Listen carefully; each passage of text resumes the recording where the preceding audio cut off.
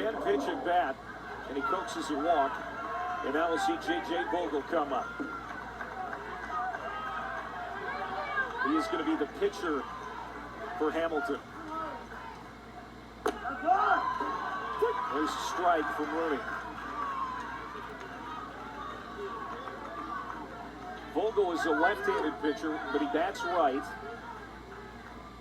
0 for 6 so far in the regional, but coaches tell us, Chris, that he is their best hitter. Yeah, they need to get him going. First 7 hitters in their lineup, Clay. Only one of them, and it's Chance Rutherford on deck, has a hit so far in Indianapolis. Uh-oh, this is hit well. High and deep to left. Goodbye, home run.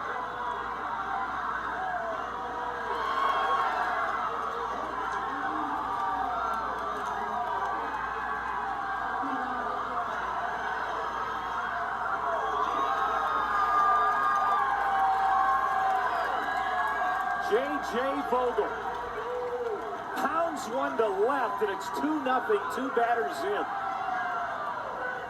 Well, that's how you bust out of an offensive slump right there. How about the big guy letting it eat on a advantage count fastball, get up in the count.